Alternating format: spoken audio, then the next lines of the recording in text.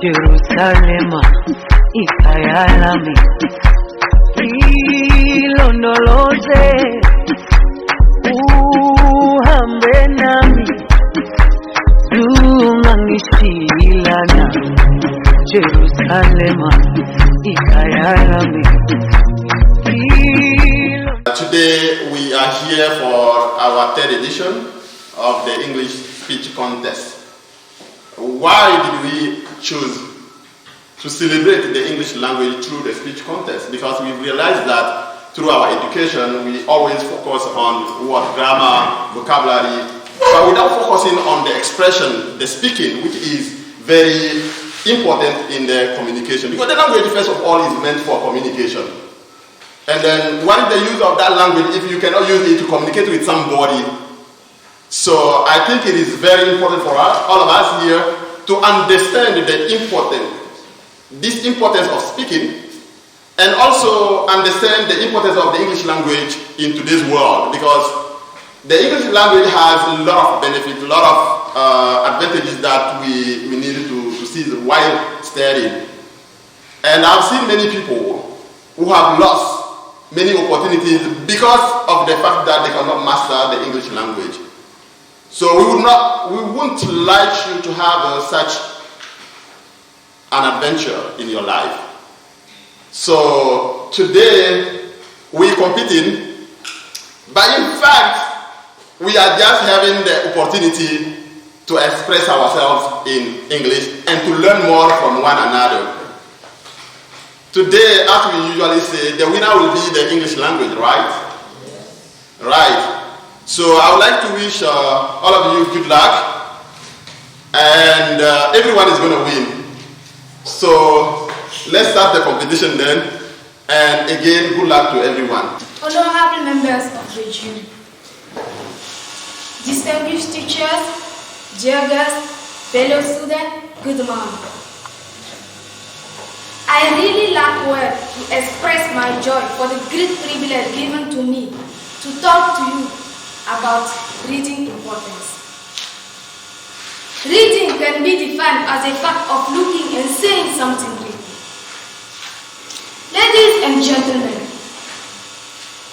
through reading, we can travel all over the world without any cost. Reading allows us to discover so many cultures from different communities. That is why Levi said, we read to know we are not alone. Through reading, we can come across some characters playing similar roles as our everyday life. Reading corrects our behavior, develops our skills. Among all sources of information, library is the most important, the surest, and the richest. In order to become better persons, we must read in order to have knowledge. Biographies of great men and women tell us that they become great because of their ability and their inspiration they got from reading books, especially in their childhood. Reading is beneficial as it keeps us from a lot of time spending learning things with our own experiences. Ladies and gentlemen, through reading we can discover ourselves. We discover our problems through characters and find their solutions. Ladies and gentlemen, I'm sorry to inform you that nowadays we abandon reading, which is crucial because of new technologies. Why? What can new technologies provide us? Nothing,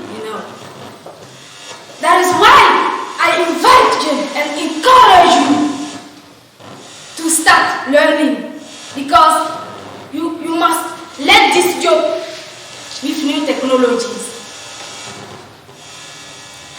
To end, I encourage all students and all persons we are here to start living. Reading is living, so you must start living by reading. Thank you. Panel of judges, fellow students, ladies and gentlemen, warm greeting to you all.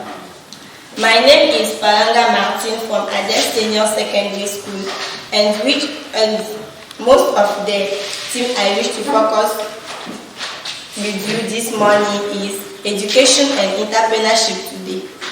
Education is something that runs deep. Education has every single scientific continent and culture that ever existed.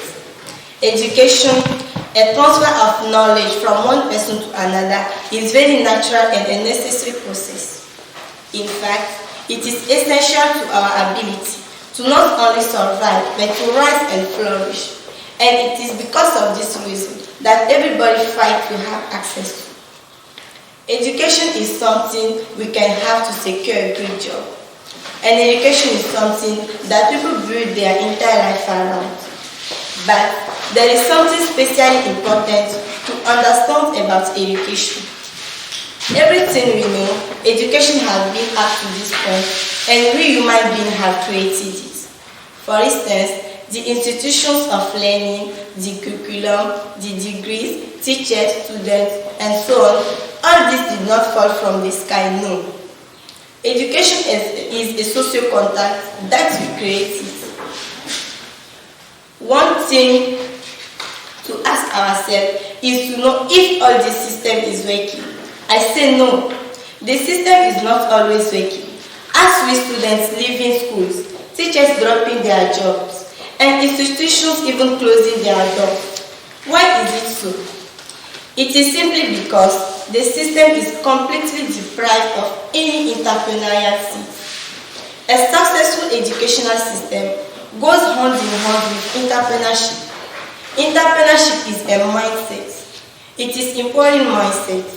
It is the belief on the compulsory success of what everyone wants to do. Entrepreneurship helps fix our will and projects. Now, I want to give some of the things that I think can be done to develop more entrepreneurial mindset to fix our educational system. The first and simple way is to question things. So, in order to create a better future, we need to question today. My second point is to get inspired. Yeah, we need to come out from our shell, move from our places, go far and see what other people are doing somewhere. We need to move from our places, go far, sit in a fresh air and start thinking. It's from where inspiration will come from. And from this inspiration, listen to me very well, we will be able to create, innovate, transform and fix our aspiration. The third point, and which I think is very important, is decision. Out of all the hearing that we will be doing, at last, no one, I say no one, should decide on our behalf.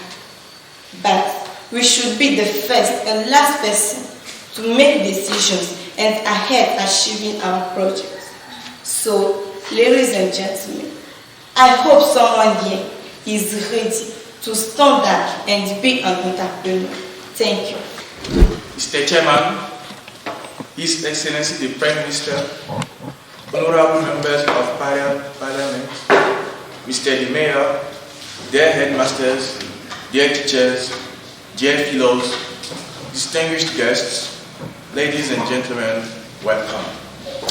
It gladdens me to have been given the floor to speak to you on this special occasion about corporal punishments in school. What are corporal punishments in schools and how does it affect students? First of all, corporal punishments in school are physical and prison sanctions inflicted to the people who did something wrong, making him feel pains. Teachers have many reasons to have such a behavior towards students. Most of the time, learners are beaten because they don't take into account the homeworks given by the teacher and don't do them. In a second way, teachers also beat students who always come to school late. Classwork itself can also generate blood, from teachers. In some schools, students who don't get average at the test are beaten consequently. Ladies and gentlemen, another aspect of the issue is that people get hurt after those punishments and are deeply affected physically and psychologically. Frail students, because of their fragility, get injured after some blows. Some little ones are terrified by seeing a teacher beating a student. They aren't even capable to control themselves. It shouldn't also be forgotten that by hurting the people, certain organs can be damaged. Some learners are so frightened that they find it better to drop out from school because they don't want to be beaten. Seeing all that, people feel so fear that their relation with their teachers are worsening. Due to the behavior of the teacher, his students don't want to befriend him. Ladies and gentlemen, distinguished guests, to avoid student hurt, teachers can react differently towards them. Teachers are not bound to punish people, but instead of caning them, they can punish them academically. A teacher who wants to hit a student because he didn't get average or didn't do the homework is not obliged to do so. He can punish him by obliging him to copy the correction on a double paper so that he can master some things. Now, teachers have come to know that corporal punishments in school is useless. Exchange between teachers and students is thrown down. A learner who has problems at home will be certainly affected at school. So, teachers are asked to communicate with those kinds of people to understand and help them. Ladies and gentlemen, corporal punishments in school is a very bad thing.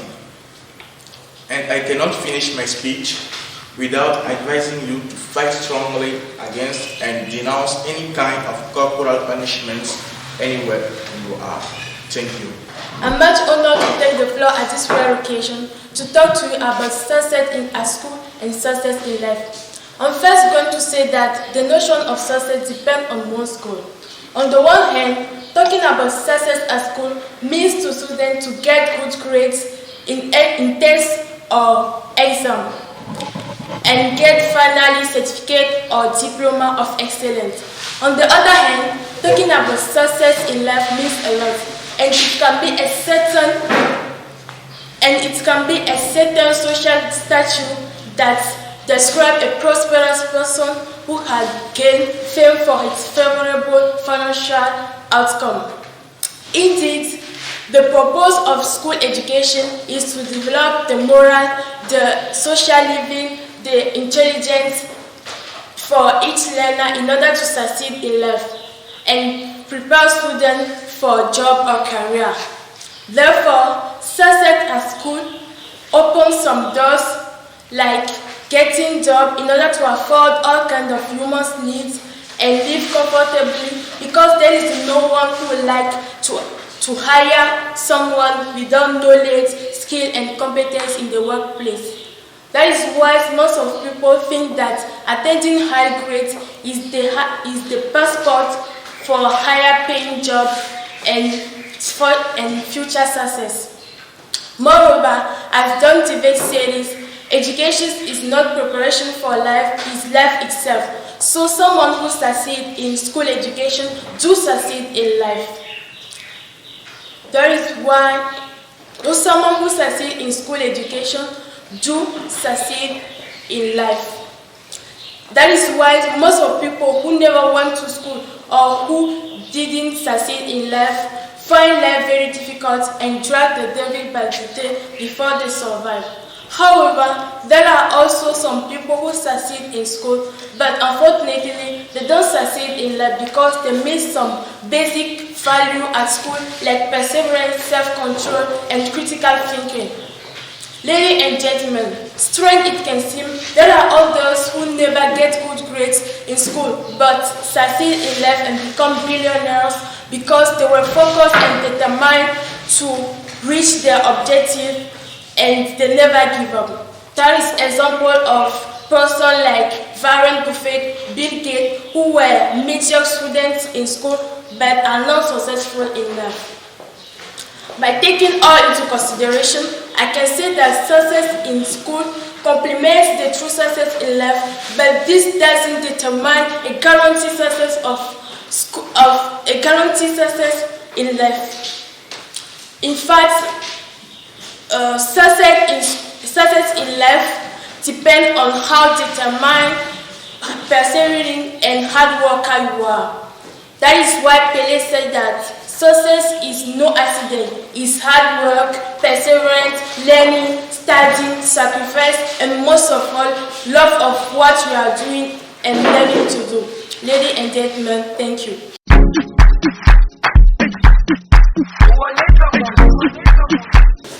Distinguished guests, respected teachers, fellow students, ladies and gentlemen, be welcomed. I'm very glad to have this great opportunity to discuss to you this unfortunate situation in some Africa's marriage couple, which is childlessness. Ladies and gentlemen, childlessness is a state of being childless, meaning have no children. Distinguished guests, respected teachers, ladies and gentlemen, childlessness is in some Africa's marriage couples is sometimes due to the abortion of the woman married in her life, thinking that she is young and still have the opportunity to have children. But unfortunately for her, when she gets married, she can't give birth again.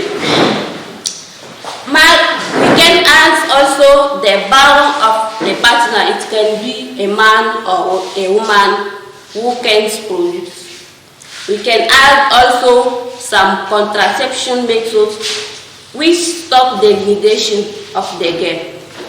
Mr. Chairman, ladies and gentlemen, childlessness is rather an unfortunate situation. Childless couples are stigmatized and feel left out during occasions like Mother's and Father's Day. Childless is one factor of the spread of sexually transmitted infection like HIV, gonorrhea, etc. because some partners try getting children out marriage when one of them remarks that her or his partner can't give birth. Mr. Chairman, dear members of the jury, fellow students, ladies and gentlemen, what should be the attitude of married couples facing this situation? First of all, the two partners should go for a medical test which can help them find solution in order to overcome the situation. To finish, one may say that children are God's gifts and we should keep on praying God and put our faith in God. I thank you.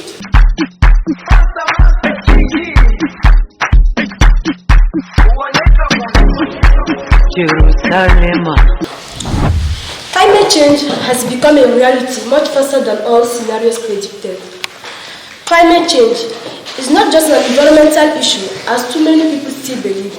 It is an all-encompassing threat to health, to agriculture, to peace and security.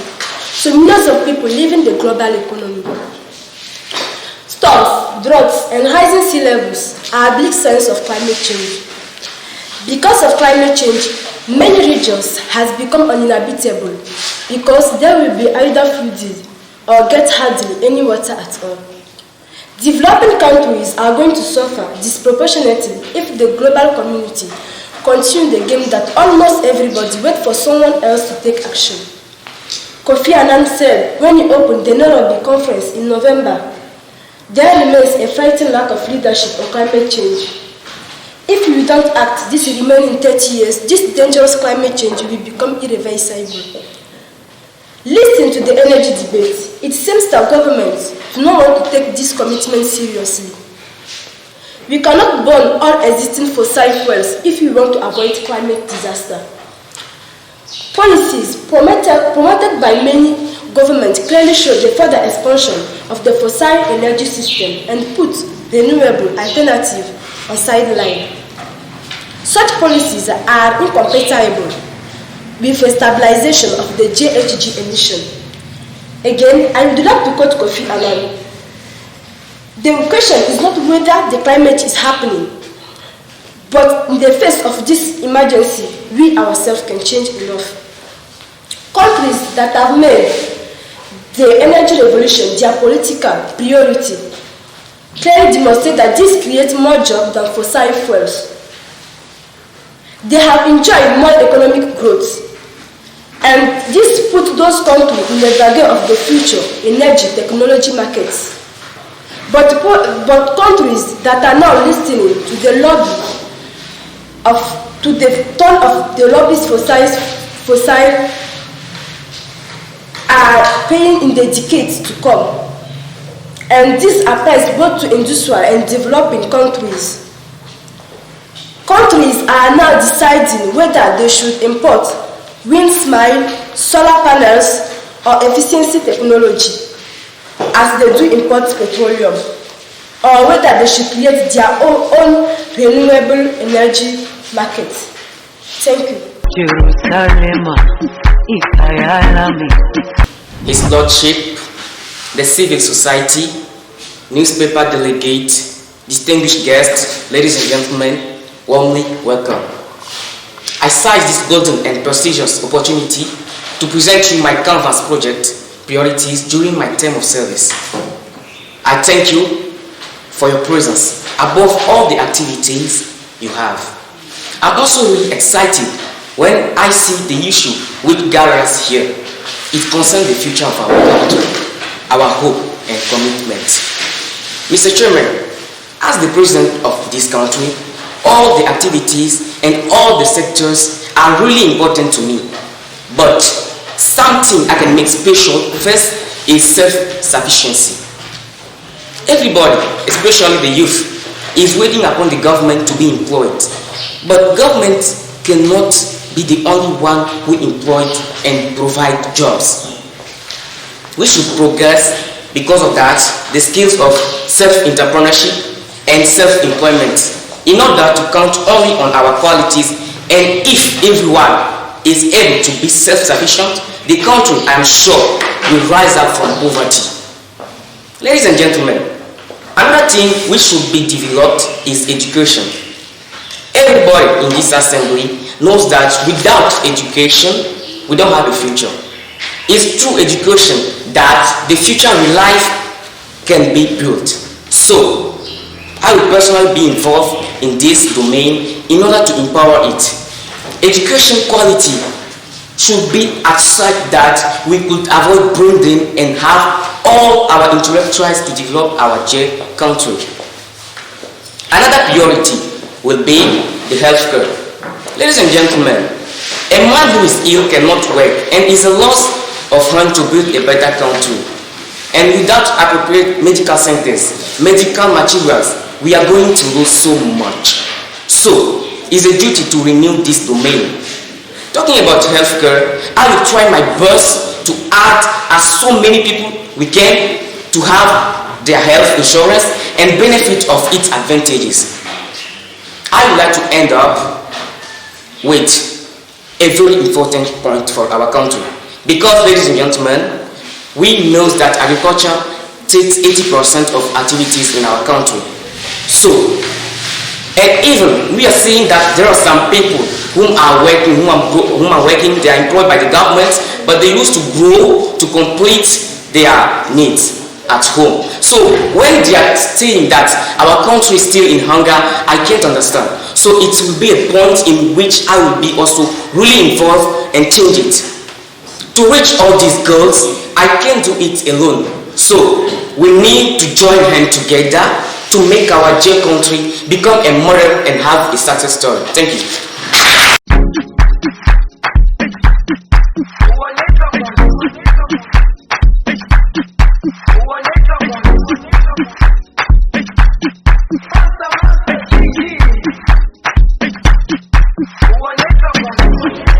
Jerusalem, ikayalami, ilondoloze, uhambe nami, dungangishilana. Jerusalem, ikayalami, ilondoloze, uhambe nami, dungangishilana. Dawo yami ayikholana, buso wami awukholana. Ilondoloze, uhambe nami. Dawo yami ayikholana, buso wami awukholana. Ilondoloze,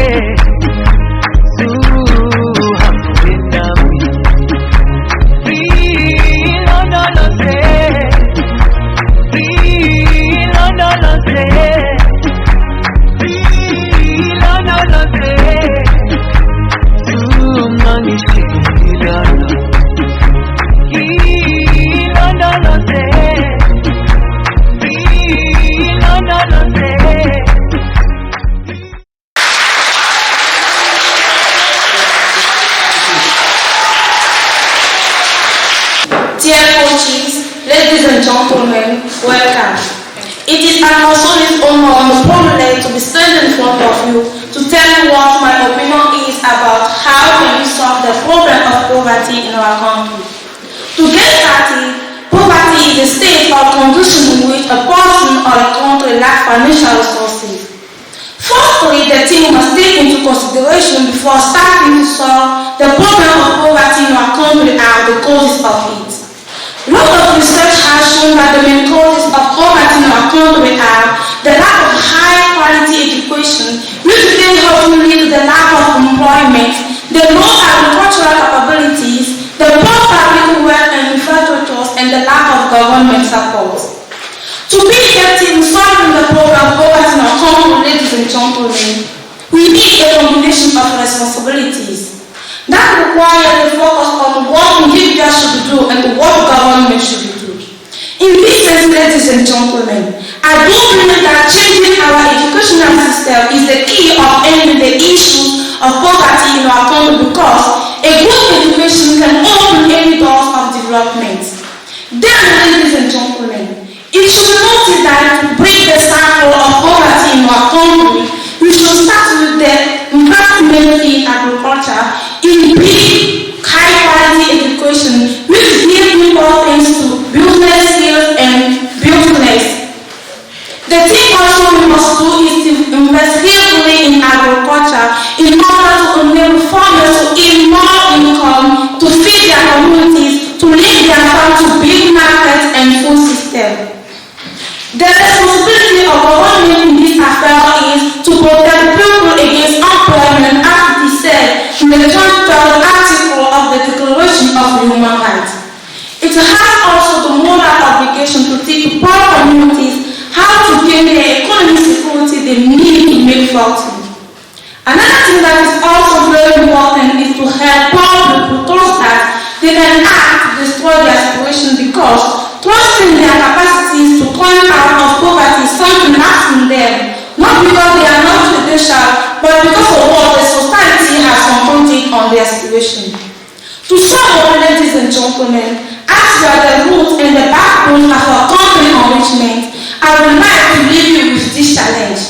The challenge of doing whatever it takes our power to fight against poverty, because poverty must not be a fatality, and as Joseph Forresty said, poverty is a wealth of men and only men can destroy it, and also because through our actions and determination, poverty can be converted into a catalyst of richness. Thank you.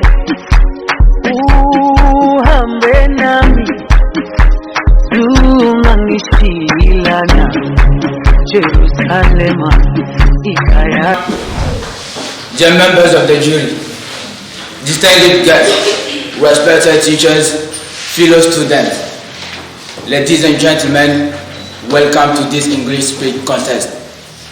I'm very glad to have this great opportunity and take the floor to approach one of an alarming phenomenon which threatens our societies day by day, and especially the youth. This alarming phenomenon is the drug addiction. Ladies and gentlemen, first of all, a drug is a natural substance which can change positively or negatively the mentality of an individual. The drug addiction is the taking of dangerous drugs or improperly procured, having bad influences on our health and on our societies, such as cigarettes, the cocaine, marijuana, and so more. Ladies and gentlemen, dear members of the jury, as causes of this phenomenon, we can mention the curiosity of young people desiring to know the side effect of these improperly procured drugs on their health. In addition to the curiosity, we can also mention the bad friendship, which can be qualified as the drug addiction engine. The curiosity of young people mentioned further. The curiosity of young people mentioned further is a factor which increases the number of drug addicted persons. Ladies and gentlemen, Mr. Chairman, distinguished guests, the drawbacks of the drug addiction is to be seen at two levels.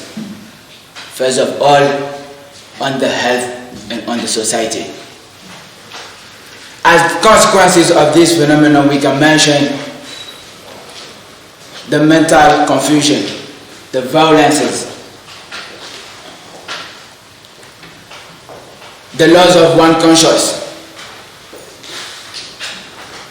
Mr. Chairman, dear members of the jury, distinguished guests, respected teachers, fellow students, to end, what should we do in order to overcome what the drug addiction is concerned?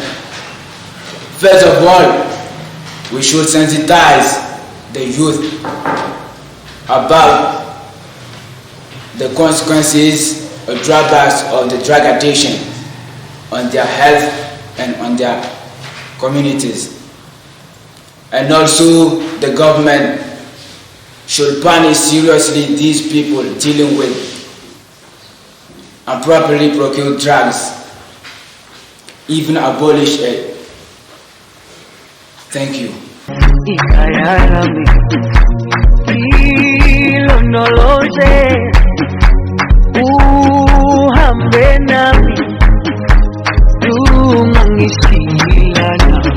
My considerations. It is Amisa Felicite from 6th Ade Senior Secondary School, and I intend to share my views regarding corruption. Corruption is not any phenomenon in our countries. It has been prevalent in society since ancient times. Greek scholars like Immanuel Kant, William Jordan, Robert Hitchcock have even indicated 4 different kinds of corruption in this contemporary society. Then, the simple meaning of corruption implies the abuse for public power for private benefit. Corruption promotes illegality, incredulity, injustice, inconsistency, and inefficiency in public conduct and behavior. It destroys the modern fabric of the society and erodes the faith of the common man in ill practices. Corruption in our country is a very deep problem. People seem to have no shame in engaging in corrupt practices. I will say corruption is the cancer that is haunting country society and economy very badly. Out of 100 people, we can find 2 who are not corruptible. So, it needs time to bring people on the right way as corruption becomes part and parcel of human habits. Low media freedom, low level of education, low income countries are the key driving forces that generate corruption. Now, I would like to spend a few points for eradication of corruption to make our country free. First, there is a need to adopt informal mechanisms of information shared by the government in the public domain in order to improve the public transparency. Second, another area that needs reforms to cut corruption is political finance. Political parties now depend on the black money. To resolve this, we should follow the European system of financing the political parties as present in Denmark. Third, there is a need to initiate reforms in direct tax reforms, and there should be a direct tax reform commission to regulate taxes, therefore allow anybody to afford them depending on their revenue. Friends, let us join our hands together to make our country corruption free. It should not be a slogan, it should be our various life. Corruption is a crime. Let it be destroyed before it destroys us. Thank you.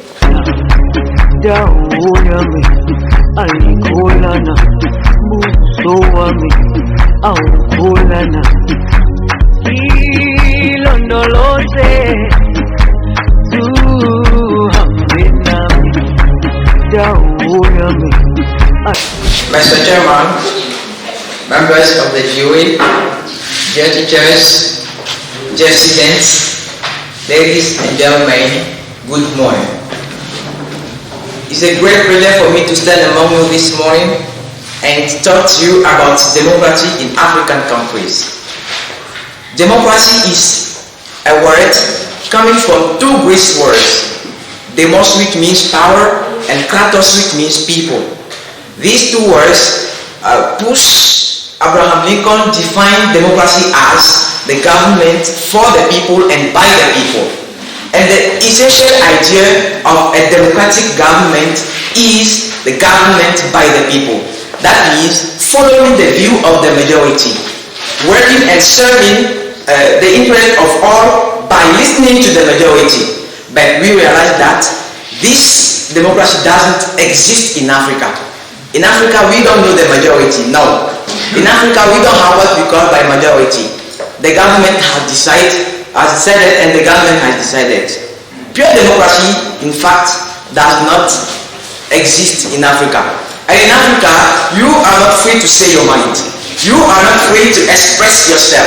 You are not free to say something against the idea of the representatives. Or you do it and you finish your life, or you do it and you go to the prison. But, ladies and gentlemen, let me tell you that this is not what we call by democracy. Pure democracy is not a country in which we can see all kinds of violences. No. Democracy is not a country in which the government tells lies to the citizens. No. A democratic country is not a country in which we can see all kinds of violences. No. No, ladies and gentlemen. But democracy is rather a country in which there is pure democracy, which values are respected. A democratic country is a country in which citizens are concerned in taking government decisions. A democratic country is not a country in which human rights are not respected. As Bill Gates said it, leaders are those who empower others. If you are a bad leader, how do you want to empower your society? Badly? Yeah, maybe. And a Haitian proverb is saying, many hands make the load lighter. That means only the representatives can do something for the development of the country. But the representatives and the citizens must join hands and work for the development of our country. Ladies and gentlemen, this is a problem we are living actually. And what Edelman said, if you don't like the way the world is, then you change it. So we have a great job to do. We have to change our country. Ladies and gentlemen, are you ready to change your country? And what did John Kennedy say? He said, ask not what your country can do for you, but ask what you can do for your country. Ladies and gentlemen, are you ready to do something for your country? I hope my message will be considered. Thank you. Mr. Chairman, members of the jury, distinguished guests, ladies and gentlemen, welcome. I am Mireille from the City de Cara, and it gives me more pleasure to be privileged to express my view on the kind of education my country should receive. Mr. Chairman, it is said that after the bread, the thing that people need more is education. And the South African lecturer, who understood it very well, said, I quote, to destroy a country, we don't need any bombs or weapons. We just have to build to the level of education. End of quote. Then, what is education? Education is the acquisition of the knowledge, values, and skills. Hence, it should be taken as a performance, a sense of community. But in our country, we don't learn for the knowledge, not to have an impact in the future of our country, not to develop our country. We learn just for marks and to be held up a diploma. A research has found that more than 90% of police, after being graduate, do not even know how to manufacture a pen. Can you imagine, ladies and gentlemen, that a Chinese child at the age of 10 years is able to manufacture a calculator, create a software?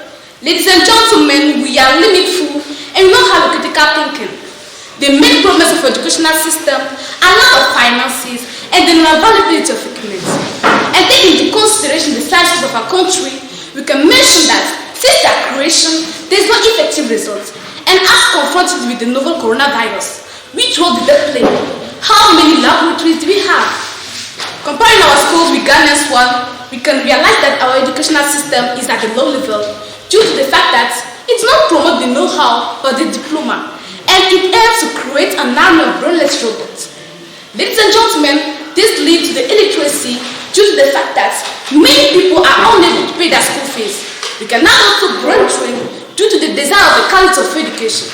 Furthermore, we have the increase of undevelopment due to the lack of great leaders. Ladies and gentlemen, the progress of Togo's educational system intends addressing several challenges. This includes low access and equity issues in the primary years, low secondary schooling completion rates, and low literacy program coverage. And the dynamic visualization would be to develop a quality basic education to achieve universal primary education, extend preschool and power environment, develop a second cycle of secondary, technical, vocational, and higher education courses. Also, reduce the illiteracy rates. Ladies and gentlemen, to achieve these strategies, we have to correct national disparities through attaining universal primary education, increase completion rate at primary and junior high levels, increase internal efficiency, develop a second cycle of secondary education quality that goes with job marketing. We should also improve management and the governance of the educational system. Ladies and gentlemen, all these strategies take into consideration the school of the future will be a place where people understood and know the importance of what they are learning and doing. An education based on entrepreneurship, leadership, community development, practice, and skills. I'm talking about the know-how. And now, I cannot forget the opportunity of stating that there is the key for our country's development through the fact that we, the future generation and leaders, are interested in this progress, which is proved by our presence here. Thank you.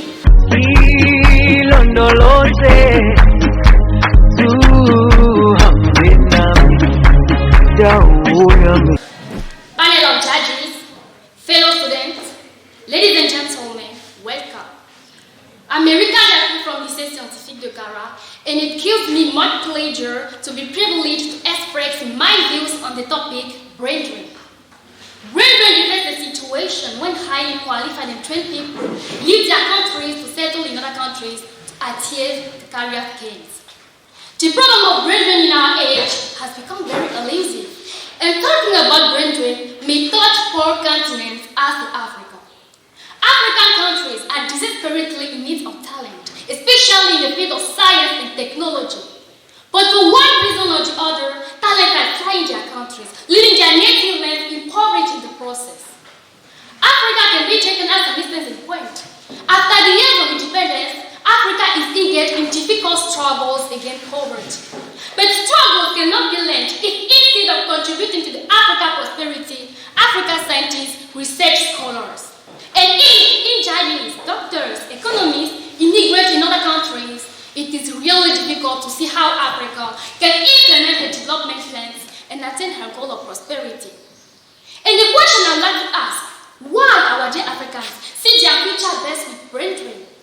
We must recognize that, apart from looking for better life conditions, one of the causes of brain drain in Africa is related to the complex of inferiority which still within African countries in poverty and make them dependent of the colonizers.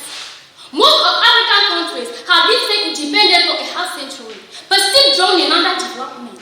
With this, how could people looking for comfortable lifestyle and better opportunities not to migrate in other countries? On the other side, we have the loss of humanity, means the appearance of individualism. Everyone would like to move to more improve his life and will not like the problems that it created others. We should normally act not only for our good, but also the good of our community. The hatred of our own countries and culture may provoke in some the feeling to abandon their countries. Ladies and gentlemen, facing this problem, we cannot hope the harm brings by brain drain to be less. Brain drain or human capital flight, as it may be called, becomes a threat to the group of African countries which lose their human resources in technical skills and knowledge.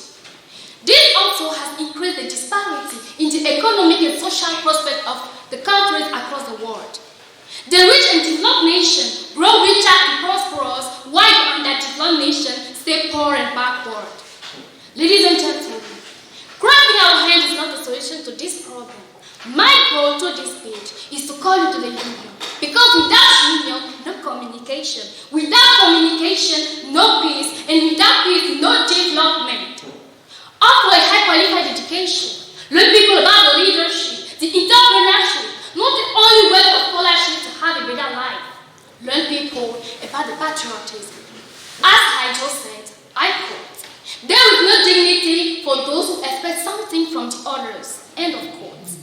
To end, ladies and gentlemen, the best thing everyone should do to fight against brain drain is to take into consideration all what I said and make in practice a solution at given.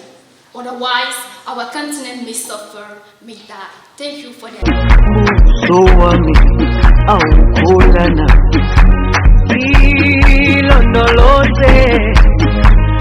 Students, teachers, ladies and gentlemen, welcome. I'm saying to all of you today to just give my opinion about some culture. We all receive a great gift at the beginning that we are slowly destroying the environment. And I think I speak for the rest of us when I say sorry. Sorry we listen to our mess of the planet. Sorry we listen to people who made us crazy to do nothing. We didn't just realize how special the earth was, like a marriage going wrong. We didn't know what we had until it was gone. Ladies and gentlemen, that's stand up and walk around our street and you will be simply astonished. In each and everywhere, they are beyond plastic. Tell me where that big forest of Togo, of Kara, all of them disappeared. People, they carry them for charcoal, for firewood. Furthermore, I'm guessing you probably know what is the Sahara Desert, right? Well, believe it or not, it was once called the Sahara Rainforest. And there was billions of trees, all of them gorgeous. And you don't know much about trees, do you? Well, let me tell you that trees are amazing. We literally breathe the air they are creating. They clean up our pollution, our carbon, store and purify water. Give us medicine that cures our disease, food that feeds us. Which is why I'm so sorry to tell you that we burn them down. Cut them down with a brutal machine, horrific. And every minute, 50% of all the trees in the world are gone in the last 100 years. Why? For this. You know, when I was a child, I read how the native Africans have such consideration for the planets. They felt responsible for how they left the land for the next 7 generations, which brings me great sorrow. Because most of us today don't even care about tomorrow. So I'm sorry for future generation. I'm sorry that we put profit above people, greed above need. I'm sorry we use the nature as a credit card with no spend limits. Overdrafting animals to extension, still your chance to ever see their uniqueness or become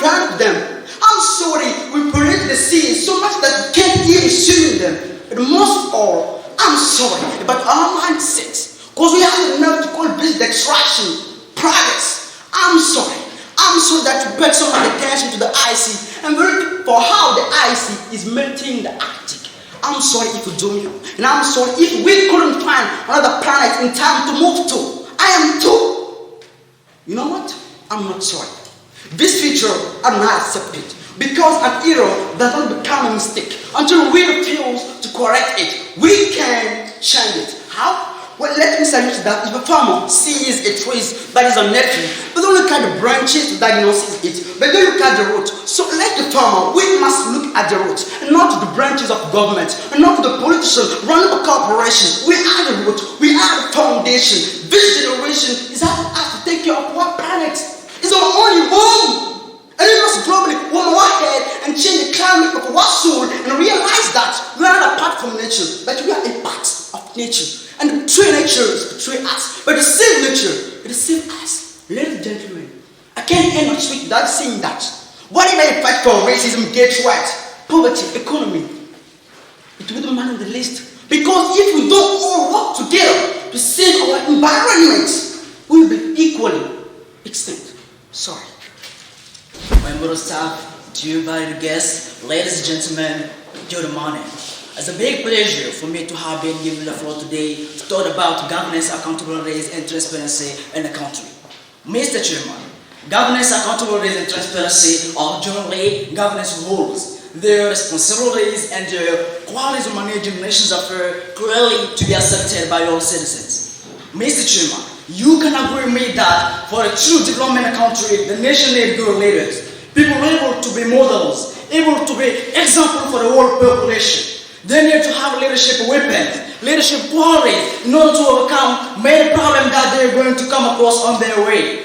They need to be visionaries, people who think for, people who believe that tomorrow is going to be better than today if we join hands and work together, people able to be change agent for the country. Ladies and gentlemen, I strongly believe that for the country's development, all is based on education. So we need the government to give a little bit priority to education by creating more and more schools all over the country to help all child go to school and develop his mentality for the development of his country. Mr. Chairman, developing the country is immediately developing the social amenities. So they must plan to bring drinking water in some societies, far localities, to help these people avoid some diseases. They must build more and more hospitals in some far localities, some far villages to help this person be saved from the death. They must train also nurses, qualified doctors to save lives. Ladies and gentlemen, they must also develop the agriculture domain by bringing new methods, new chemical products, new machines, by training more and more engineers to develop the crops and immediately decrease the farming in the country. The industrial domain must not be also forgotten. They must bring new machines, train engineers, put on new factories to develop the country, and all for the balanced development of the country. Ladies and gentlemen, let's know that leading the country is not only doing, but it's also showing after doing. So, what's transparency in the country? Mr. Chairman, transparency is social practice guided by true sincerity and the true information acquisition. So everything happening in the country must be published, must be told to the population. Economically, all what comes in the country comes out of the country by the exchange. The nation assessment, the nation yearly budget must be published in order to help citizens know which kind of problem the country is facing in its development. So everybody is going to join hand for a better development. Mr. Chairman, we cannot talk about transparency in the country without mass media.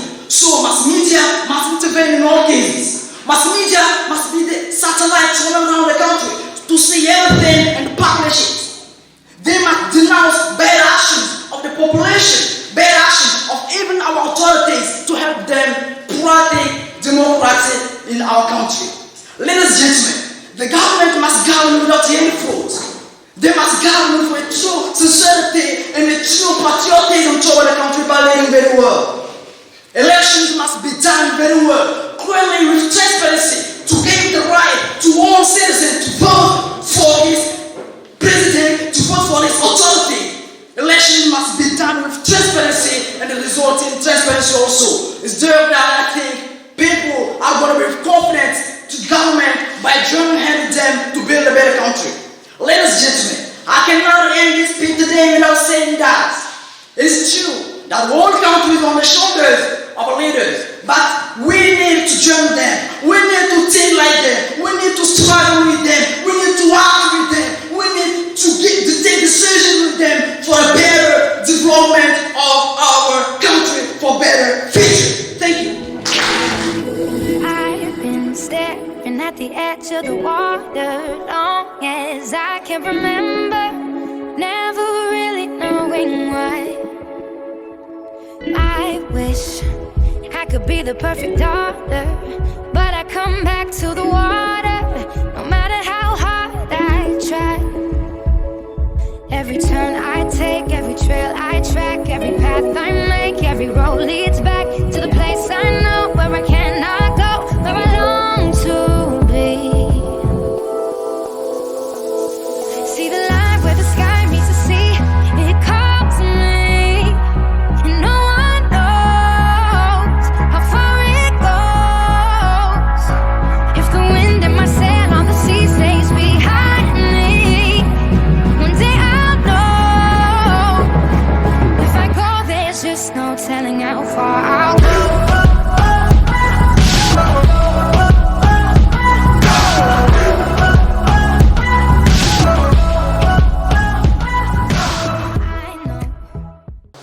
C'est grâce à Dieu que nous sommes là. Alors nous disons merci à Dieu qui nous a permis d'être là. Merci aussi à tous ceux-là qui donnent de leur temps, de leur énergie pour la formation des jeunes en Afrique. Et spécialement des jeunes togolais, les décideurs du Togo de demain. Je vous dis merci, merci à M. Katawa et M. Awilaki qui se battent tous les jours pour donner le meilleur d'eux-mêmes, pour le bien des jeunes. Il faut affronter la foule. Il ne faut pas avoir peur de parler devant les gens. Et on apprend. Et merci à tous ceux qui sont passés devant ici pour pouvoir parler. Merci aussi aux enseignants et à tous ceux qui vous accompagnent. Il ne faut pas perdre le temps à faire de n'importe quoi. Prenez le temps pour étudier pour votre avenir. L'Afrique de demain a besoin de chacun de nous. Et le Togo de demain a besoin de chacun de nous. Il faut nous battre. La vie n'est pas facile. La vie est difficile. Rien n'est facile dans la vie. Si vous allez chercher là où c'est facile, vous allez perdre. Alors que le Seigneur ouvre vos cœurs, vos connaissances, vos affections, vos intelligences. Que le Seigneur ouvre vos cœurs, votre intelligence à la connaissance de la science pour que vous soyez les meilleurs du Togo, les meilleurs de vos établissements. Merci à tous et à chacun. Je remercie vraiment les encadreurs qui ont pu vous permettre, qui ont pu vous donner ce talent. Ce n'est pas facile. Il faut vraiment aimer ces élèves pour leur offrir tout ce que vos enseignants vous ont fait. Et à leur égard, ayez vraiment beaucoup de respect. Parce que s'ils ne vous ont pas aimé, ils ne vont pas faire de vous ce qu'ils ont fait pour vous. Moi, j'étais là-bas, c'est avec grande admiration, parce que je ne suis pas capable de faire ce que vous avez fait. Et à mes chers collègues, ce gros cœur que vous avez pour nos enfants, qui ne tarissent jamais d'amour pour eux. Vous avez offert beaucoup, mais il reste encore beaucoup à offrir, parce qu'il y a encore d'autres apprenants qui passeront par vos mains. It was a great pleasure to me to have been participating to this competition, and I would like to thank first the EDULCOD-TOGO, AJA Togo, and Books for Africa to have been supporting us.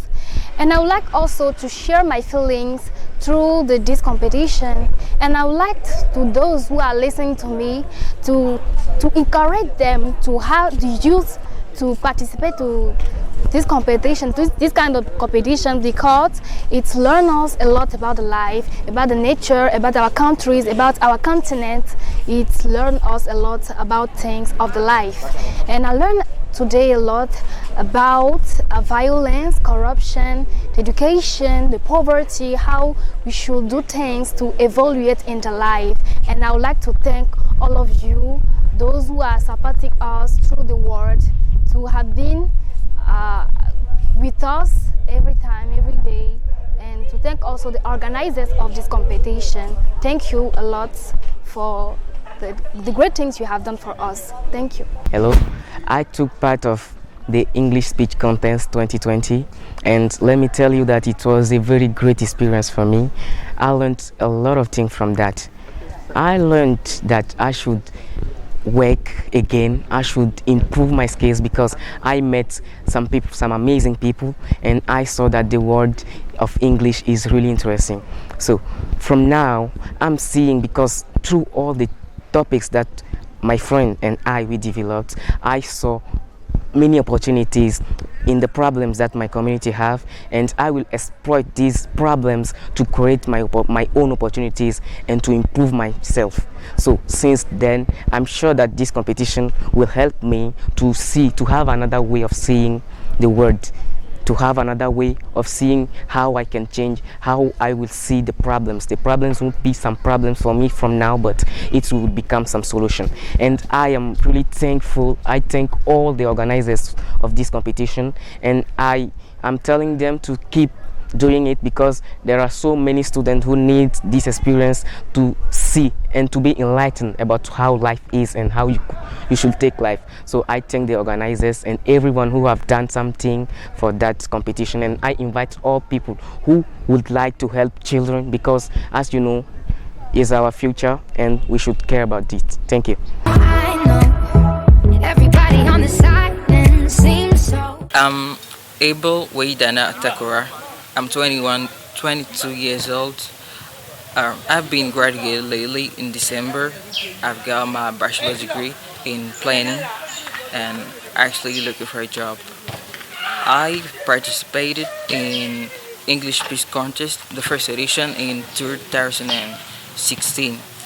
The English Speech Contest helped me too much because it gave me the opportunity to speak in front of a lot of people, and it was my first time, and I was very, very shy, and I couldn't speak very fluently like I do currently. It helped me to raise my level and also get good marks when I was in the university. And I invite all of my friends, all of my little brothers and sisters that are coming to participate in English speech contest too, because it's very helpful. I want to thank EDULCOD-TOGO for having this initiative to create English speech contest to help all their students to raise their English level. Thank you. My name is Nana Akuya Daboni. I'm 22 years old. I'm a designer. I've participated in the English speech contest in 2016, the first edition.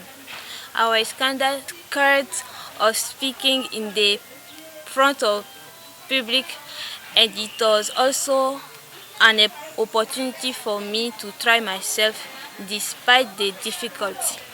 I want to thank EDULCOD-TOGO for this competition. Hi, I'm Frida Signon, and I'm the winner of the speech contest launched by EDULCOD-TOGO in 2018. So most of people do not realize all the skills a speech does require, or even all the doors the English language can open to us. And I came to discover that thanks to EDULCOD-TOGO. So getting prepared for that contest really helped me improve my reading skills, because I had to do a lot of research, and mainly my speaking skills. It really takes a lot of courage to stand and talk in front of the public, and I overcome that fear, and thanks to EDULCOD-TOGO. Also, winning that speech helped me from far, getting the opportunity to attend the Yale Young African Scholars Program in 2019, and that was really awesome. And I really thank EDULCOD-TOGO for all the job they're doing to help students improve their mastering of the English language. So I want to encourage my friends, students to get involved in such competitions that build your personality and draw you a pathway. So I really invite them to take part in the next speech contest that EDULCOD-TOGO will be launching in the coming years. Thank you. Hello, my name is Prince David. I am one of the past winners of the English speech contest. When I took part in it, my speech was about the internet and how it affects people of a generation. I chose that topic because it's something that I easily relate to, being someone that spends a lot of time online, and it's also a topic on which there's a lot of resources and information available. So basically, writing my speech was a good way for me not only to practice the essay writing skills that I learned in class, but also to learn how to find relevant information online when I'm writing an academic paper.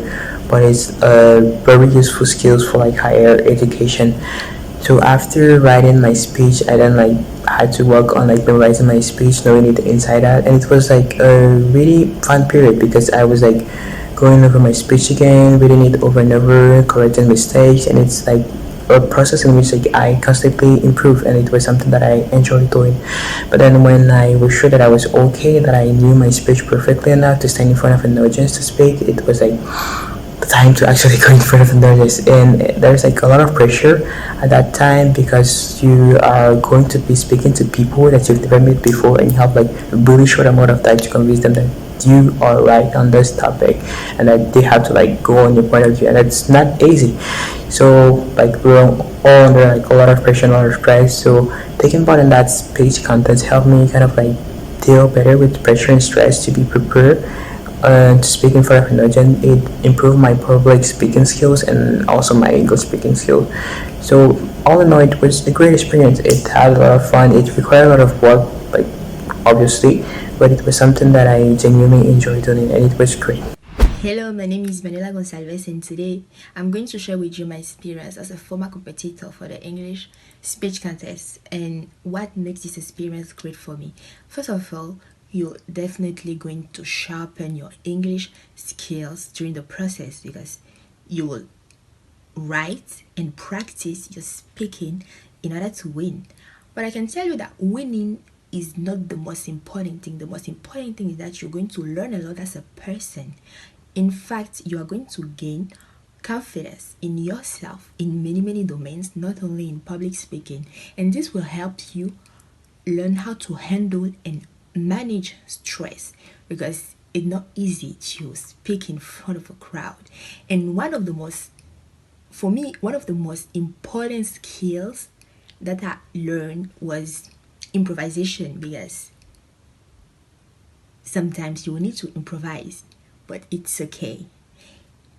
And yes, go for it. Just go for it because it's worth it. Guys, my name is Essie Catherine Loga, and I'm actually an alum from Lycée Scientifique de Cara and from the African Leadership Academy, and a freshman at Powona College. So when I was at LSK, I had the opportunity to participate in quite a number of speech contests, and I can assure you that it is not easy, okay? So if you feel afraid or you feel like your English is not good enough to participate, it is okay to feel that way. But do not let that fear prevent you from actually participating, because you will benefit from it. And I remember when I was at LSK and at the end of competitions, the teachers used to say that we are all winners. And I used to laugh, but thinking about it, it's actually true. Because as much as speech contests and similar events requires a level of self-confidence and a mastery of the English language, they actually help you build those traits along the way. So if you put in the effort and you are intentional about it, you will see that at the end of the day, you will grow in your public speaking, your self-confidence, and your English even. So just push yourself out of your comfort zone. And as they say it in French, qui ne risque rien n'a rien. So just go for it. If you want to participate, don't let fear paralyze you. Just go for it and participate. And I wish you the best of luck. This English regional speech contest helped me practice my English skills, mainly the speaking ones, and know how much more I can impact people with my ideas. And this opened many doors to me, like the Your Young African Scholars program, which I could get in through this mastering of organizing ideas and through this leadership. I definitely invite my friends to participate to this program, and I really thank the EDULCOD-TOGO for organizing this event, because I think through the way of practicing English is the good way. Hello everyone, my name is Arsène Mabadiam Katawa. I am the coordinator of the non-profit organization called EDULCOD-TOGO. EDULCOD-TOGO stands for Education, Leadership and Community Development in Togo. So we have organized the English speech contest. This is the third edition of that competition, and the competition is organized to help the students acquire the speaking skills, because we have noticed that the education overall and the teaching of the English language is taken into consideration only some few skills like the reading and writing, and the students are not able to communicate in English, even though the language is meant for communication. So we would like to address that issue, and then to help all the young learners to be able to express themselves fluently in English, to communicate, and to offer themselves some opportunities in the world. So from our experience, we have realized that many students fail very often in their application process because their English language is very low. So we need high proficiency of the English language for these students to be able to be competitive at the international market. So we hope that this contest is going to give a lot of opportunities to students, first of all, to improve their speaking and also to gain their skills at public speaking. So the competition was very great, and the students had to go through some books that have been selected and select their own topics that the members of the panel would have to judge first and then accept. And then these topics are to be dealt with at the final stage. So today is the final of that contest, and then we have 6 schools coming at the final stage with 15 candidates. So the competition was really high and students enjoyed it. So we hope that such activities will be promoted for the students to improve their speaking. Then we also invite all our colleagues, the English language teachers, to focus on the speaking skills, to develop these skills for the student to be able to communicate in English. I would like to express my sincerest thanks to Books for Africa, which has been very helpful, providing us with resources for the learners, the reading resources, and then the prizes that we've been able to give to the winners, or to all the students and all the schools and all the colleagues.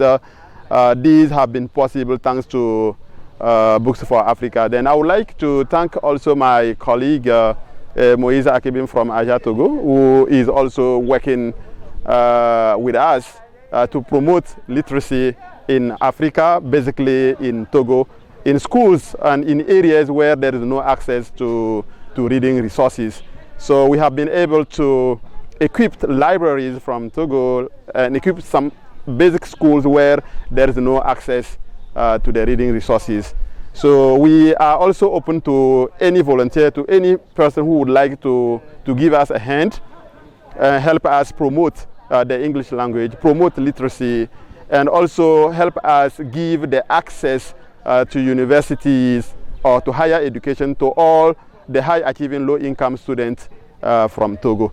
So in addition to this activity, we are also focusing on other activities like career guidance, and also supporting students in their transition to higher education. So thank you so much for your support. Bye.